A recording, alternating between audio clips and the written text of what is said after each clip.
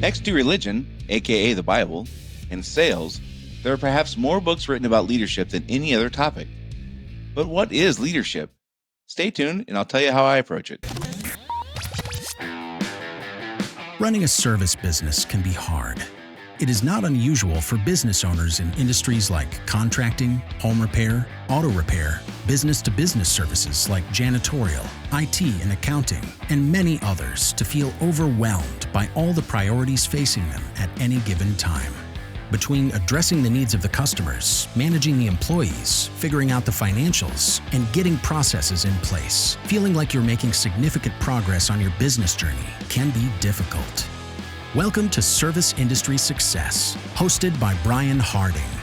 Each week, Brian will look at real-world strategies for building the business you are dreaming of, while also sharing tactics to get through some of the most frustrating parts of business ownership with a lot more ease. Let's get started. So, what percentage of people who have been in workforce for at least 5 years would say they've ever had a crummy boss? Not just have you had a boss who can improve? I mean, a bad boss, just bad. And based on conversations I've had with people, if they've been in the workforce over 5 years, probably over 80%, for sure, over half. Now, what percentage of people who have been in leadership roles for more than 5 years would say they are crummy leaders? Like, do you think you are a crummy leader? Not, do you think you could improve? The percentage who think they are just bad. And it's probably less than 10%, for sure less than 20%. So how do we explain this discrepancy? For sure, there's bias and blindness on our own performance. So we often judge others on outcomes while we judge ourselves on our intentions. So we could say, well, yeah, that didn't really work out very well, but I was trying really hard, or I really meant to do well, or I had the best interest of the company and the team at heart when I did it. And the people who are paying the consequences or suffering the consequences don't care as much about our intentions. They look at, well, it ruined my day, it ruined my week. Whatever happened, bad things have happened in workforces that we've all been in, for sure, directly because of things that a crummy boss has done. So for sure, our bias and our own blindness on our performance can contribute to that massive gap of how many people say they've had a crummy boss versus how many people say they are a crummy boss. Part of it, which again, we don't suffer the consequences, so it seems like it's not as big of a deal. Like, we make a mistake, it's like, yeah, it was big, I made a mistake, but it was no big deal. Versus the person who's suffering the consequences goes, holy crap, that was a huge mistake. That was a catastrophic blunder. You should have seen what happened after that. After whatever it was happened. So the dealing with and suffering through the consequences, that can certainly skew things. And we all have we can name characteristics of good leadership.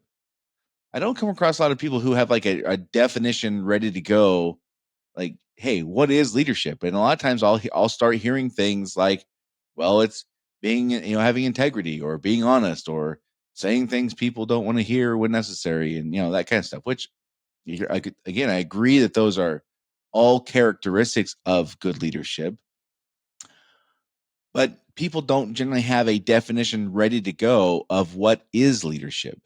And I think this is a major component of why there's that skew between what people say who say they've had a crummy boss and they've endured poor leadership, versus people say they are a crummy boss and they have poor leadership. I think that a major component of that is we don't really have a definition ready to go. What is leadership? Because it could be, perhaps an infinite number of things. There's just so many things it could be. And for me, like, if we don't have a definition for what we're trying to do, if we can't articulate in a short, concise way what it is we're trying to do, we're just going to struggle with it. I think, based on my experience, I do. I struggle with doing things well that I cannot articulate. So we all want to be good leaders, and in many ways, you most certainly are. Like, many of us, I don't know. There's very many exceptions to people who aren't born with some skills and qualities that would make them good leaders. Now, does that mean that they all grow up to be great leaders? No, of course not. But again, we've just covered like the over half of people would say if they've been in the workforce over 5 years, they've had a really bad boss. So we all want to be good leaders, and in many ways, we all are kind of born with some building blocks of things to work with. People who are not interested in improvement, though, are not likely to be good leaders, in my opinion. So, you know, we're born with these things that can help us kind of get going in the right direction, but we can't just rest on those things and die with just those same limited skills we were born with and expect to be known as a great leader. In my experience, that's not how it works. And I can tell you from people I've worked for and worked with and learned with and later helped teach in these kinds of roles, the ones who are least interested in personal improvement, in my opinion, generally speaking, were the ones that were the crummiest bosses. There's a couple. One was just he was just kind of clueless, and he even got the role. Sometimes I always kind of wondered that maybe it was just hard to hire at that time. I don't know. But he was just clueless, and he had zero interest in improvement. If anything went wrong, it was definitely somebody else's problem. It was definitely somebody else's fault. Until his boss came into town, his boss would fly in from the corporate headquarters or whatever, and then he was Johnny in the spot, and it was weird to watch the change in his performance, or not his performance, his behavior when his boss was in the office versus when his boss left. It was really wild to watch how that changed. And everyone could see it, and it became kind of a joke. But when his boss would leave, he would default back to what his baseline skill set was, which was not fantastic, to be completely honest. Another guy I've talked about on here before was probably the cruelest man I've ever met. And again, there was no interest in self-improvement. There was at no point did he ever say, I wonder if I'm doing this okay. Or I wonder if I could do this better. There was none of that. He just, this is the way it is, and this is the way I am. If you don't like it, hit the bricks, buddy. And that would be a kind way for him to say that. He was just very cruel. And so, and other less extreme examples, but the people who I've seen in leadership roles in my career, going from corporate type America type jobs to family owned businesses, like, this is a universal thing. I don't think we can have an expectation to be good leaders if we don't actively work on leadership things. And so for me and for folks listening, I hope that one of the first things we want to do is like, okay, what is leadership? Let's start with that. And then we can figure out how to figure out what good leadership is. But we have to first have some kind of definition for ourselves. What is leadership? So the good news is you're here, you're listening. So the chances are you're doing better than you think. This is one of the odd things in life. The people who think, oftentimes people who are good at a thing think they're crummy at it, and people who are bad at a thing think they're really good at it. Now, we can all improve on this. There's no question. Every one of us in life can improve on this thing. But you're here, and you're trying, and you're invested in becoming a better leader. You want to become a better leader. You wouldn't be listening to stuff like this. So my point with telling a story about people who are not interested in improvement are not likely to be good leaders is, if you're listening to this, you're probably in the bucket where like we can be good at this. This is not something that I would say that if you're interested in improvement, which listening to this podcast would be an indication that you are, then you're probably going to be okay. But we still need to figure out, like anything, our odds of being successful at a thing drop dramatically when we can't define the thing. And this is the case here, right? So what is leadership for you? So just take a moment and think about this. Like, what is leadership? So again, I'm not asking what characteristics make up good leadership, like honesty and integrity and fairness. Those are all super important things. And in another conversation, we'll get into that stuff. And we have had conversations about that stuff. And if you read my book, it's all about stuff like that. But before we get to what is good leadership, what is leadership? Again, I think asking what makes good leadership is a fantastic question. I don't want to dismiss that, but that is a very different question. What is leadership? And to me, it's 3 steps.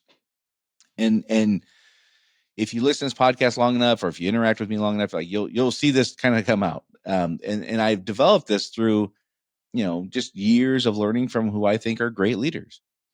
And the first step is, for anything, determining what does success look like or what is our goal. It doesn't matter what it is. It's for anything. What does success look like or what is our goal? That's the if you're going to be in a leadership role, the first thing we have to do is figure that out. If we can't figure that out, it's going to be exceedingly difficult to be a good leader. The second step is identifying where we are now relative to that desired outcome. And the third thing is facilitate the behaviors and processes to go from where we're at now to where we want to be. So imagine if you were dropped in a forest or a desert with nothing but a compass and a map and the clothes on your back. That's it. That's all you got. What's the first thing you would try to do? You'd grab the map and you grab the compass and you try to figure out where the heck you are, and you're trying to figure out how to get to where you want to be. Now, sometimes, like in the forest and the map thing, the intuitive thing is to do it in the opposite order, and that's fine. But we need to figure out where we want to go, and we need to figure out where we are now, and we need to figure out what obstacles are between here and there. Like in the forest and the desert example, there's rivers and mountains and whatever. Like think back in the old, pioneering days when people were, there was rudimentary maps that they were using. They're trying to make their way around. It's not likely we would find that ourselves in a situation like that now. But if we did, like imagine yourself being dropped, just like you wake up and you have a map and a compass, and you're in a forest and you want to figure out how to get there. Well, you just walk around aimlessly if you didn't have a way to know how to get out of there. And so the point is, we want to find the point on the map where we get us out. And that's kind of how I approach all these things as well. So where do we want to go? Where are we at currently? And how do we get there? What are the obstacles? Again, rivers and mountains, that kind of stuff. But it's different in business. It's different in our lives, but it's not that much different. It's different in the things we're going to face, but it's not different in the process. So that's how I approach all things. We need to improve sales. Okay, well, what does success look like as it relates to improving sales? When we say we want to improve sales, like what do we mean? And this is one of the things I think is a clear thing for leadership, okay? Because if we don't identify what it means to quote unquote improve sales, and you have a team of 37 people or even 7 people or even 3 people, it's very likely they all have different ideas of what quote unquote improving sales is. So the very first thing I have to do as a leader is make sure, are we all aiming for the same thing? Because if the answer is no, we're going to have problems. There's no question. Second thing is, okay, we need to improve sales. Great. Where are we at now? Because some folks, again, if you have a team of 3, 7, or 37, some folks are going to think we're doing pretty well. Some folks are going to think we're doing well enough that maybe we don't need to make a big improvement in sales. And some folks are going to think, no, we're really tanking here. And so do we all agree upon where we're at now? Or do we have some kind of indicator to tell us where we are now? And then what do we have to do from where we're at now to where we want to be, right? So again, step 1 to leadership for me is identifying what does success look like. Sometimes that's easier than others.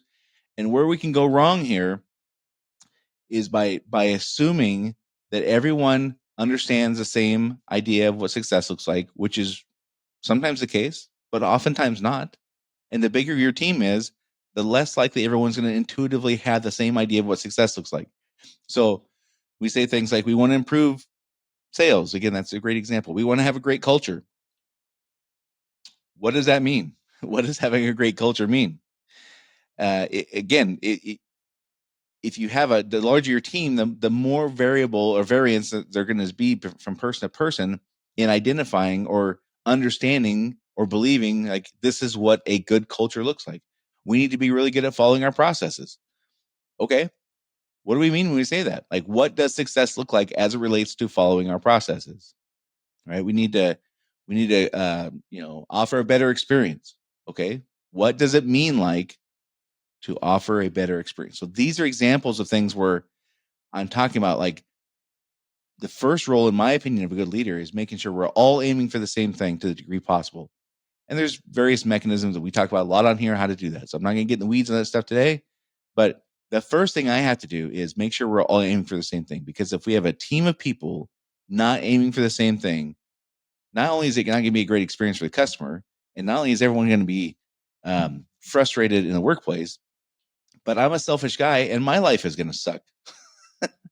So it's just much easier for me to spend the time to figure out, like, are we all aiming for the same thing, and then go from there, versus assuming we're all aiming for the same thing, being proven wrong, and having a miserable experience until then. All right. So that's first thing is, are we all on the same page? What are we aiming for? What does success look like?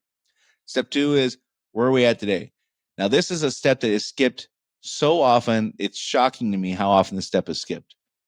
People will say things like, we need to improve sales, and they'll establish a target, and they will not measure where they're at now. They will not identify where they're at now. And they just kind of have this approach like, well, I'll just know when we get there. And the problem with that is, as a person who's on a lifetime weight loss journey, like when you decide it's around the first year, you decide you want to lose some weight, and you say, okay, I want to lose 40 pounds. Okay. And what's the next thing you do? Well, you figure out, a plan. I'm going to do it this way. I'm going to start going to the gym. I'm going to do whatever. But at some point you step on the scale to figure out where you're at now. Now, why do you do that?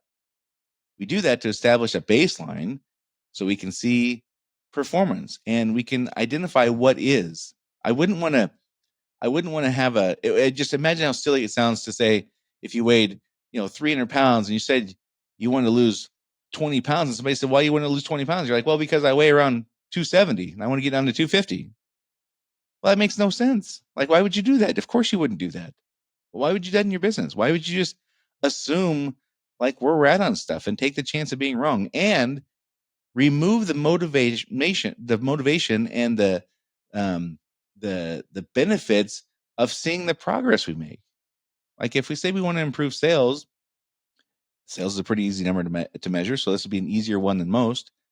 We want to get to $1 million in sales. Where are we at now? We're at 870. Okay, great. We want to make $130,000. How are we going to do that? And then we measure our progress in doing so, right? It gets a little harder on things like, we want to have a great culture. What does a great culture look like? Well, how would you know there's a great culture in place? You would see these kinds of things. You would experience this. Well, where are we at now? What do we see now? What do we experience now? What is that gap? We have to identify the gap, right? And this is most often I see this with things like culture and processes and procedures. Like, we need to get our processes in place. Okay. So what does success look like? Success looks like we have all of our procedures written for things we want procedures on. And we have known processes that people follow for things that procedures don't fit. Okay, great. Where are we at now? Awkward silence. And it's like, well, we don't really know where we're at now. And the answer could be, we have none of that. We're starting from like step one. Okay. And that's fine. Or the answer could be, well, we have a handful of things. We have key procedures in place, like a handful of key procedures, but that's really it. Okay, fine. Are people following them? Well, we don't really know. Okay, well, that is the step that I think is necessary to find out where we are today, right? And that's a step that is very often skipped, is identifying where we are today. We just blaze past that and we say, don't worry, we'll start paying attention when we get close to reaching the goal. And I think that's a massive mistake. The third thing is facilitating the behaviors and processes to get us from where we are now to where we want to be. And this is where those guys I was talking about earlier, I think this is where they drop the ball the most. Because for nearly all of us, and I have not found an exception to this yet, either when I say we're going to facilitate the behaviors, that's like relationships and people the people part, and the processes, that's the non-people part. All of us, and again, I've not made an exception to this, all of us are intuitively better at one of those or the other. We either prefer relationships, we enjoy that and we're good at that, or we prefer tasks and processes and spreadsheets and we're good at that. The two guys I was talking about earlier were good at one of those two. There's no question. But they were not interested in improving in the one that they weren't good at. And that is what held them back. So this third one is we got to facilitate the behaviors and the processes. Now, because we're not good at one doesn't mean that that's less important. I think they're equally important.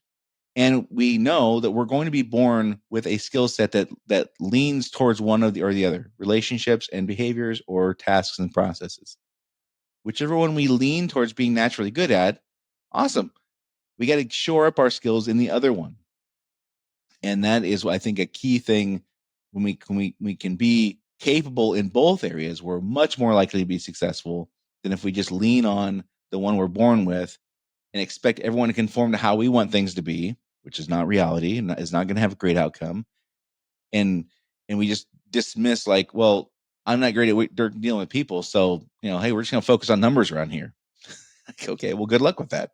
Because half your team doesn't care about the numbers as much. They care about relationships more. And so it's not going to be as successful. Conversely, if you're like, hey, all it matters is people and relationships. Okay, well, that's true, right? Until you're losing money every month and then business goes under. And then those other things don't matter anymore. So in my opinion, these things have equal weight, but we dismiss them based on what we are naturally good at. We can't dismiss the other one. And we can act as if people shouldn't care about the one we aren't good at. Now, I can tell you from my experience, that's how I did it when I was young in my early career. That was 100% part of my problem.